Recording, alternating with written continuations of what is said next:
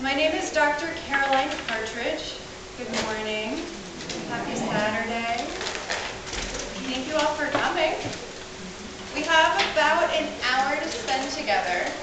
So I thought I'd take you through kind of my journey personally, how I came to be in a classroom with all of you.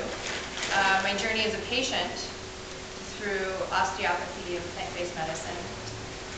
And then my journey as a practitioner to plant-based medicine. And maybe through that we can touch on some greater topics and messages about this. That's what we could probably get in this amount of time.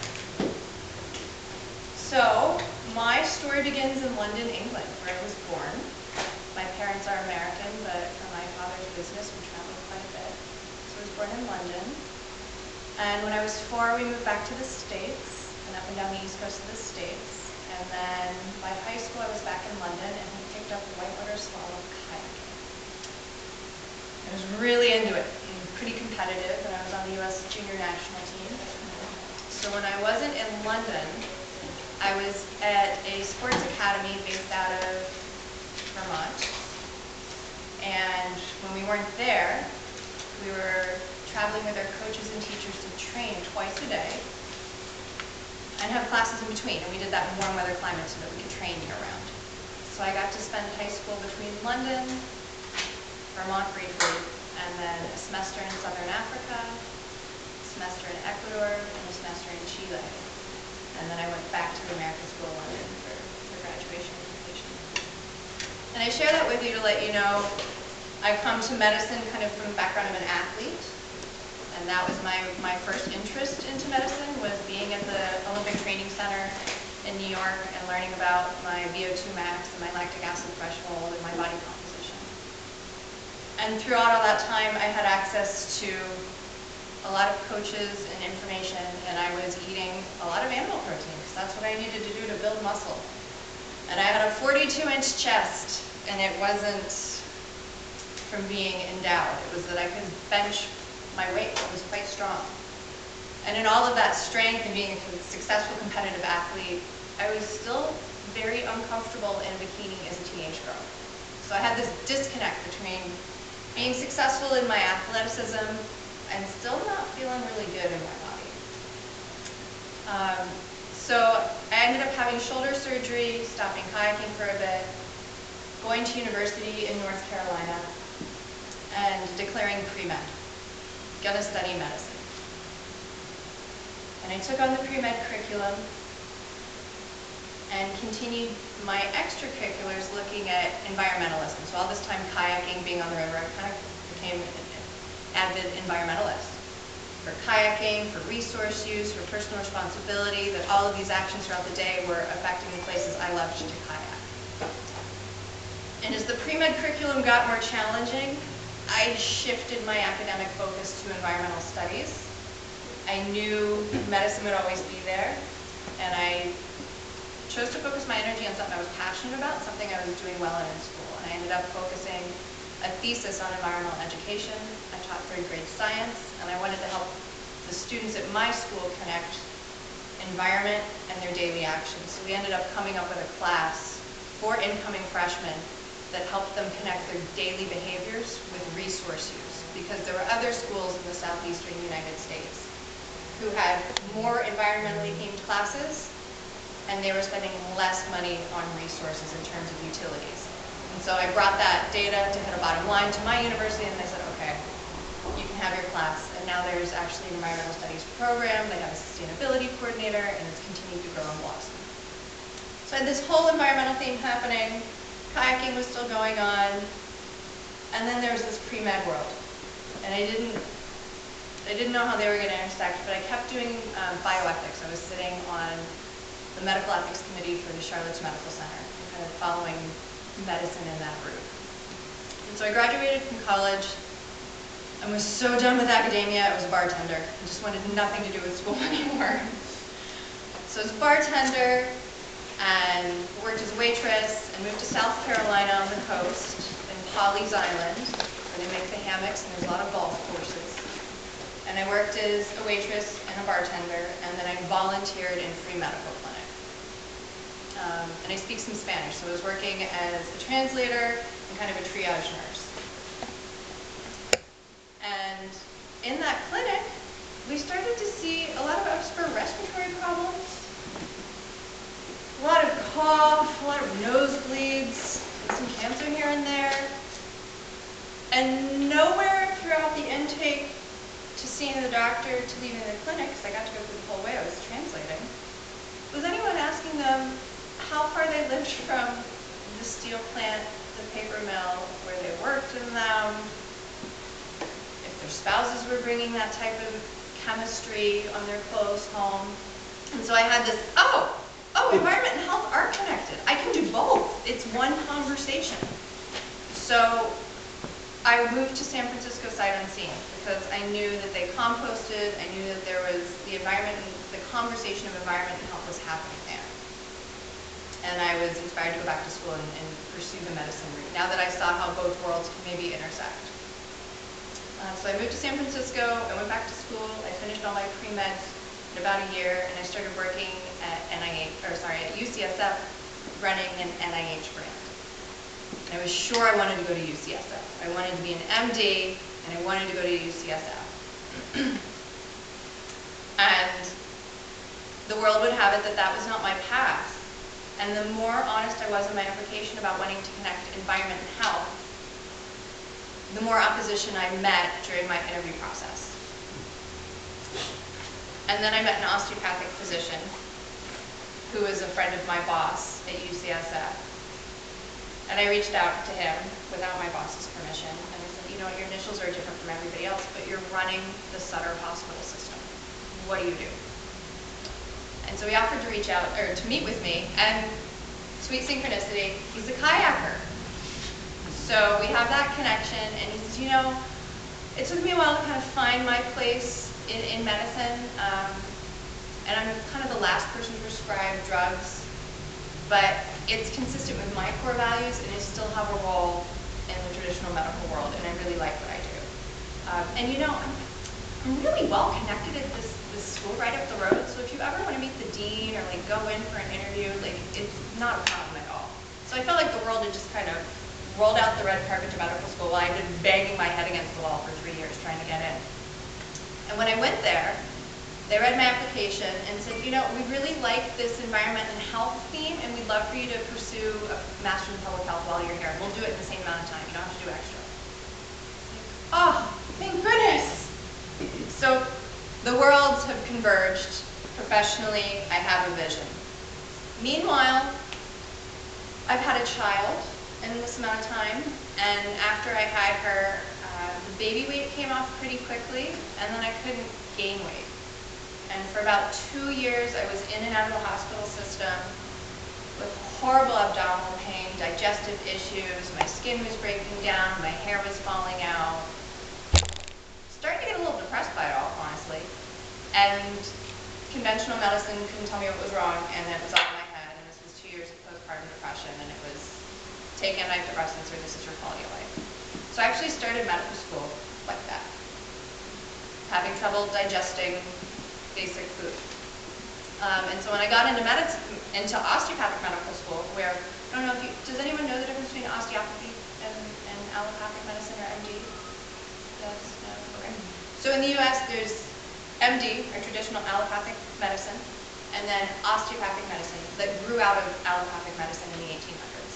And so there was an MD who had lost some family to disease and thought there's got to be a better way. And so he started studying cadavers when it was pretty taboo in the natural world, and thought, you know, the bird is kind of a self-healing mechanism, and the plants are self-healing mechanisms, and we're part of that natural world. So I think we have some self-healing mechanisms. And so after a lot of study, he developed this new way of approaching medicine called osteopathy, and it's really to look at the root of suffering, to find the root cause of suffering.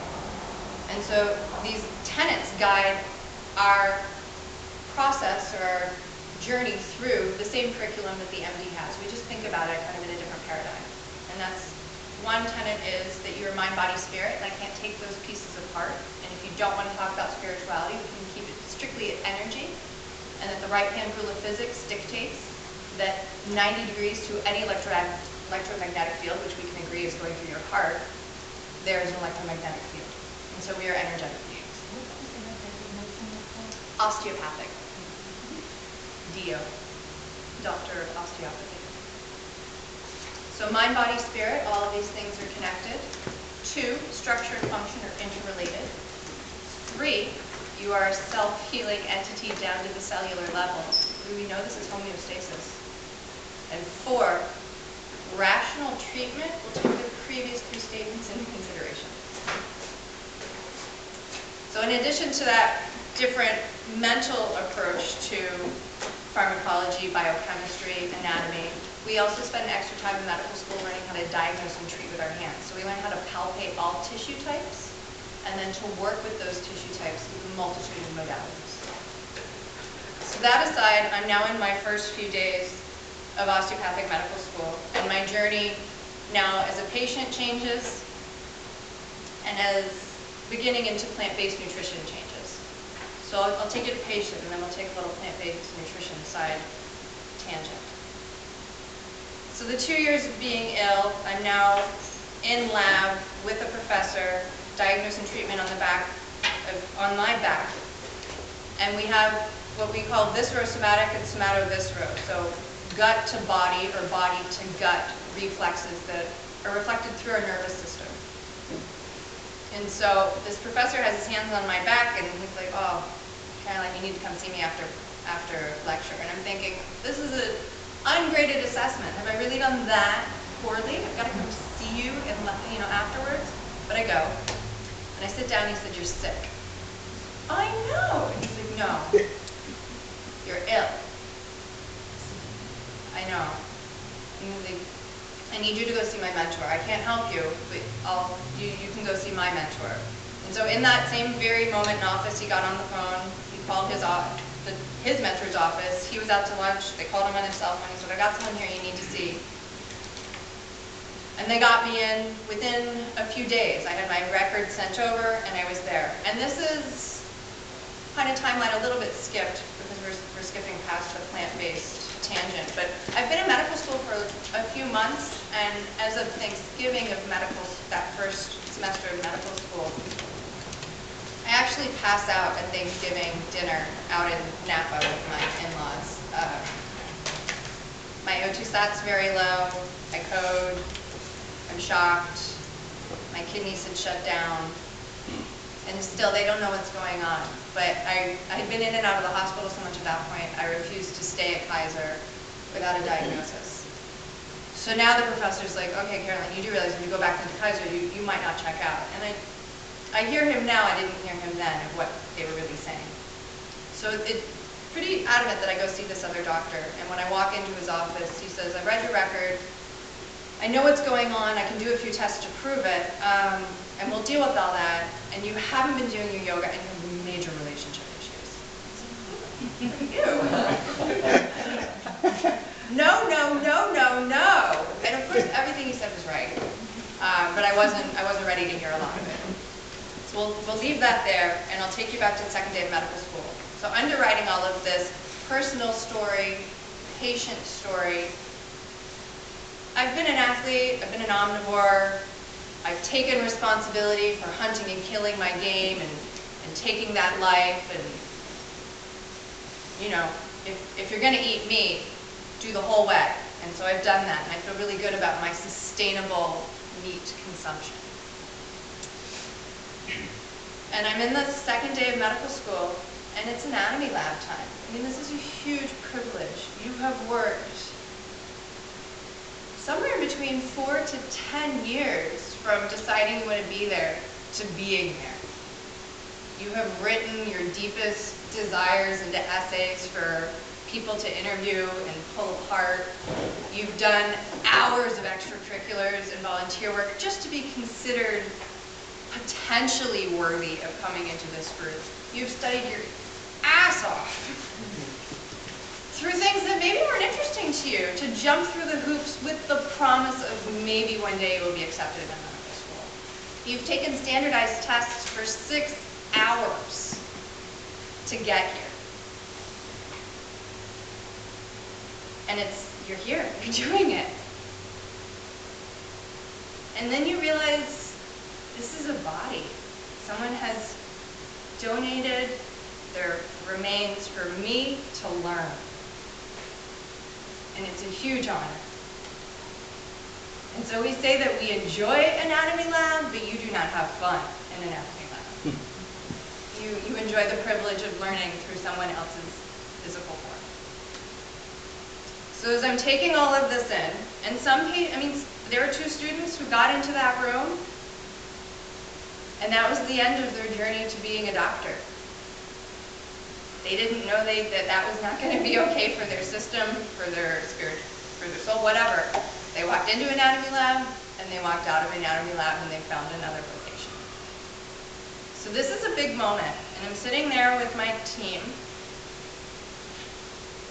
and we've penetrated tissue, and we're cutting, and we're using our scalpels. We've been given scalpels. And our goal is to reveal tissue. Our goal is to get down to certain layers so that we can study them. And so my job is sitting on the posterior aspect of my individual, the right-hand side, the body, the cadaver is face down. And I'm working on the hip, so I've got to reveal gluteus minimus and maximus. And we have a good amount of adipose tissue before we can get to those muscle groups. And I don't know how many of you have been or ever dealt with animal tissue in the kitchen, but fat's kind of hard to remove off muscle. So the easiest way when you're dealing with a large volume is heat. And so the heat of your hand through your glove is enough to melt human fat. And animal fat melting smells like animal fat melting. It smells like animal fat melting. And so you have formaldehyde, and there is a strong sense, and there's a lot of air being turned over in the room, but it's there, and there's fat. And then you get past all this, and so you're literally, the heat is melting it, and you're taking it out. And the heat is melting, and you're taking it out. Because my goal is to understand the attachment and insertion points of this beautiful soft tissue. So finally, I'm down to it, and it looks like my mom's stringy roast beef. And I had a moment of animal tissue is animal tissue is animal tissue. And so my day as an omnivore ended on the first day of anatomy lab. At that point, I still ate eggs and cheese. I still ate crab. That was kind of a loophole. And after a few months, my mouth became so sensitive to the animal tissue sensation that I didn't even want that. So now I'm having eggs, cheese, butter. And so that's where I'll leave the plant-based, and we'll come back to the patient story. So I end up being so ill I have to take a year off medical school and undergo several months of antibiotics at the point of diagnosis. I had Clostridium difficile take over my bowels. And at that point, it had been 2 years of undiagnosed, so I had no E. coli left, I had yeast and fungal overgrowth, my kidneys were starting to shut down, I needed full liver enzyme support, so I couldn't do this and go to medical school, so I ended up taking a sabbatical. So I'm on several months of antibiotics and liver enzyme support, and we're considering fecal recolonization and all sorts of interesting things, and so, all my med student friends are like, my poop's the best, you want my flora. Everyone's really into what's going on. We're all med students, nothing's gross. So a lot of support during this time. And I get through the treatment and a lot of personal work and therapy and relationship work. And I think, all right, I've done it. I've checked my boxes, I'm good, I'm ready to go back to school. And that I'm well. And so I go back into medical school, and now my journey learning how to heal through osteopathy begins, because I've done the traditional MD treatment. I've gotten my flora back in, I've done talk therapy, I'm getting a divorce, life is good. And now my osteopathic doctors are like, oh no, honey, now the work begins. Now you get to understand from the mind, body, spirit level why you were susceptible in the first place. Everybody gets baby poo on them. Everybody gets a little C. diff on them. You've got C. diff in you. Why were you so susceptible to the point that you were so ill you almost died? Oh. Well, that's the work I don't want to do. And that's the work osteopathic medicine invites you to do. I tell my patients there's one thing, whatever the one thing is you don't want to tell anyone, and you don't have to tell me, but that's what we're going to work on. That's the key to your dis-ease. So that's where my journey as a patient really turned into learning how to heal and become a practitioner.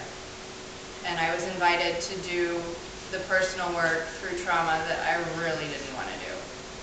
And that's when I began to understand why I was susceptible on an organismal level to an infection of that severity. So osteopathic medicine helped me heal as a patient, and now I think I'm pretty damn healthy.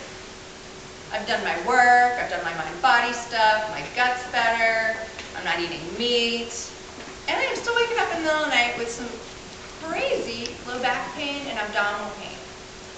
And thank God I live in California. I'm able to get access to what I consider more sustainable forms of medicine, and it's still waking me up in the middle of the night.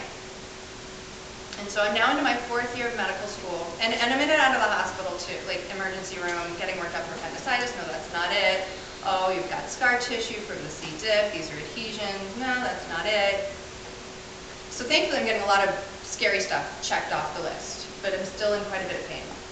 So we're into 4th year of medical school, and I signed up for an elective with Dr. McDougall. And so Dr. McDougall, if you don't know, is a plant-based doctor out in California, and he focuses on low-fat, high-starch-based diets. And I'm thinking I'm pretty healthy, so what could really, now 3 servings of dairy a week, maybe a pat of butter here and there, like what could really that do on a difference? And I'm pretty fit, so what is this going to do? But I go out of curiosity, and it's free. It's free as a medical student, so why would you not go? This is like 4th year elective vacation time. So I go, and 3 days in, my wife and my daughter show up, and they're able to stay and stay in the hotel with me for a bit. And the next morning, my wife was like, you didn't wake up. She's like, you weren't in pain last night. And I was like, you know, I've slept well the whole time here. I haven't had any pain. I haven't been using medicine at all. So I had been diagnosed previously with endometriosis to the point where I had made an ablation surgery appointment at Stanford. And the 3rd day, Dr. McDougall, I called and canceled that, and I have never, ever looked back.